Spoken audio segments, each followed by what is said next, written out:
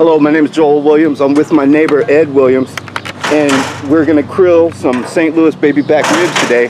But the first thing I want to talk about is food safety. I think what is often misunderstood about cooking, barbecuing, or maybe just not placed enough emphasis on, is the proper handling technique for foods that could actually do you harm.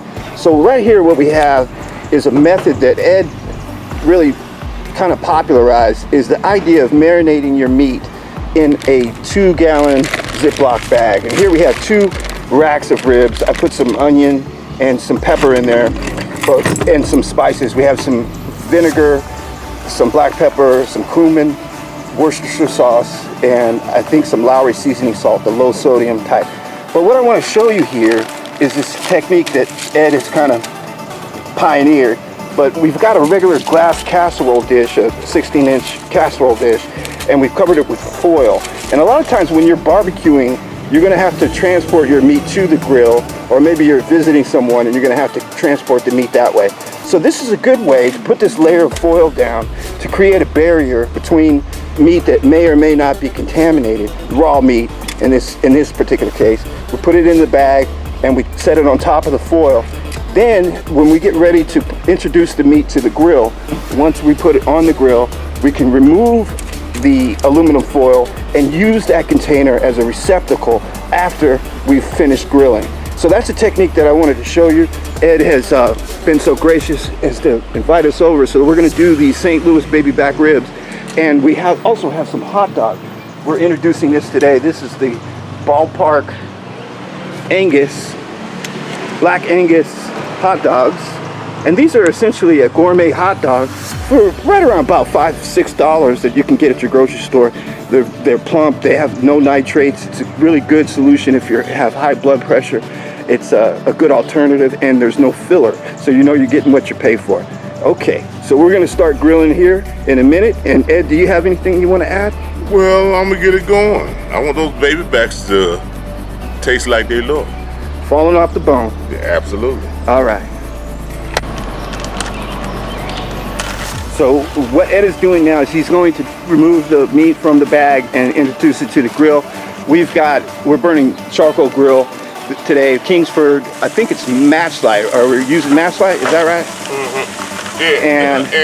And a grill from Home Depot. Okay. Let me zoom in on that. And so, of course, color is a preference of yours. I happen to use orange bell pepper on this one to give it a little color, but of course you can use green or red, anything to give it a little more decorative look. Of course, presentation is a large part of cooking, and as Ed is doing, he's going to get the vegetables spread around the grill so they get an even distribution of heat. Now, this is a process that you don't want to rush. Typically for this amount of weight, I think we're dealing with about 4 pounds of meat. You're probably going to take 2.5–3 hours to get it all the way done. And you don't want to rush it. You want to go ahead and slow roast it, or grill it I should say. And that's really the best method to get it good. And timing. Timing. Ed is a big proponent of using the timer. A couple of times we have been out here grilling and not use the timer, and we burned up some meat inadvertently. So it's do yourself a favor, save some money, and just use the timer on your phone. It's so easy to do, and it's a good way to avoid a disaster, especially if you have a big family get together or something. You can avoid disaster by putting your timer. Ed typically sets his timer for about 20 minutes before each check-in. So we'll meet together again at the next one. Okay, so now for our first check-in, it's been 20 minutes, and we're gonna get a first peek. Ed's gonna make his first flip here. Already can see the caramelization. That's an effect of the fat of the meat leaving and searing on the grill. Of course, that's where you're gonna get a lot of your flavor there. Absolutely. Here we go. And you're gonna get a lot of flavor from these onions falling down and they're on that fire. That's what I like, you know? There you go. Okay. That's our first check-in. So Ed and I were just talking about an incident where we were grilling a couple weeks ago and we got distracted by a neighbor. Just talking about the utility of using a timer to keep you informed as to the status of your meat on the grill.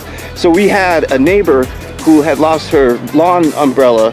I guess you would call it a shade umbrella for the patio. Yeah, absolutely. The wind took it and it sent it hurtling down the street, and we were in the process of grilling some meat. We had some ribs and some hot dogs, and during the course of that distraction, the meat burnt up. And could you describe the hot dogs? The hot dogs look like burnt horseshoes, and I can't believe it. So what the hell is this? But anyway, we're not gonna burn these ribs up. I tell you that. The process of burning them, they were so bad. They weren't just burnt. They were beyond recognition. They were burnt. All right, so here we are at our second test check-in. Let me get a little closer to the meat. It's been 40 minutes now, so we're well into the grill process, and you can see that the meat is starting to take on a brown color. Not quite the hue that we're looking for. Of course, we're looking for a honey golden brown with a very crispy crust to it, and we're going to achieve that through the caramelization process from the way that the heat reacts. And regardless, I turn it regardless because it's getting the heat. It's getting the heat, so I got to turn it regardless. That way it'll cook evenly. All right. Bam. Okay, so we're on our third check-in. We're right at the 60-minute mark, right? Yeah. It's looking good. Looking good. Got that brown coming on. It's getting ready to make that. Ooh, look at that color. Oh my God. Starting to come on. Yes. You can see the bones start to separate from the meat.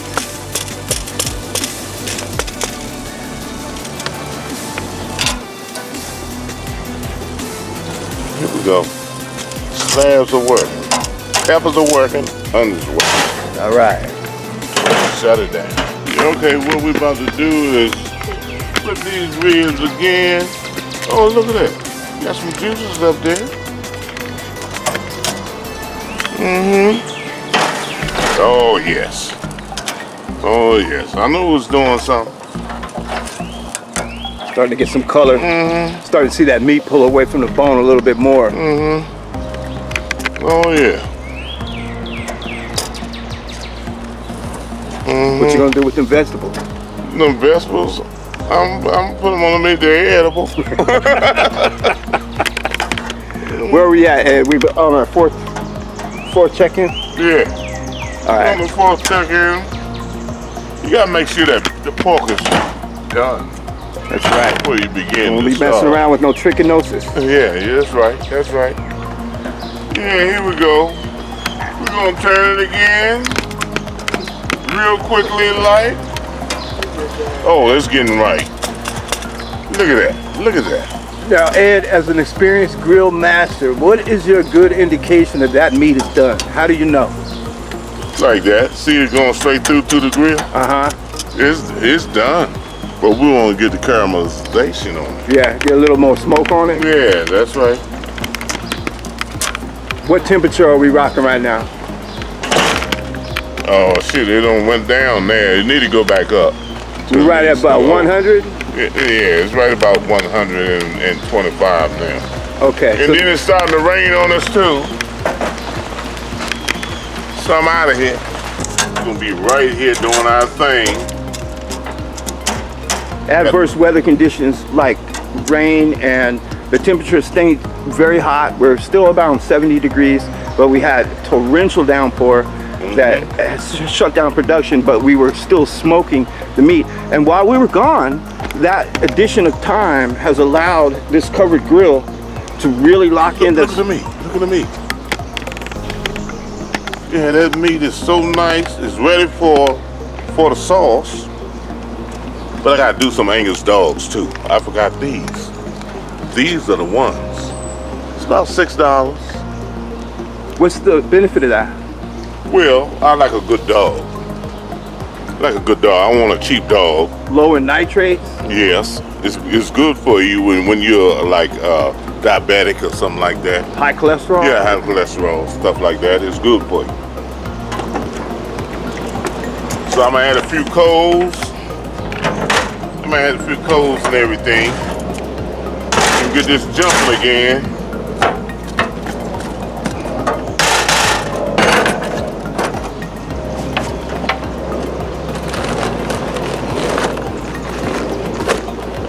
What do we got there? Some Kingsford? No, I had the Thrill Grill from Home Depot. It's just fine. What's the idea of adding coal at this time? Well, you need some more heat. Oh, You need more heat. And the thing is this, when you add more heat, you can do the dogs and everything. We don't have enough heat for the dogs. what's a good temperature to grill those hot dogs? Well, you're gonna need at least 250 to 300. It's like a ball something right now at this time. But I want to go ahead on and let this fire up and do my thing. And we're gonna keep it open for a minute.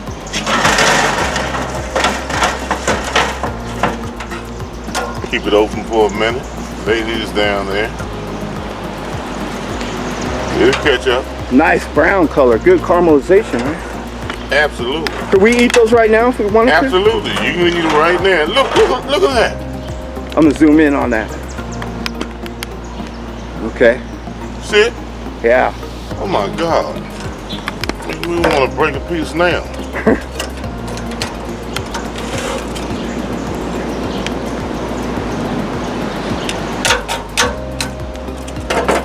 So we're gonna do these dogs while that's catching up.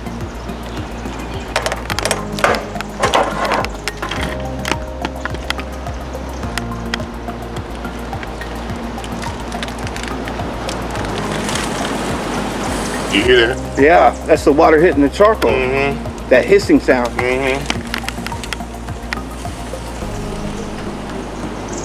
Get some good grill marks on there that way. Absolutely, absolutely. Now, is that better to have them going side to side or up and down? No, like this. Okay. Like this. See when it cooks a little bit, you roll it. That way you cook it all through and through. And evenly. Okay. Mm-hmm. I think that's good for now. Absolutely. Okay. So we're at our last check-in on the ribs. Oh yeah, and they're good too. Look. All right. Oh my God. Look at that.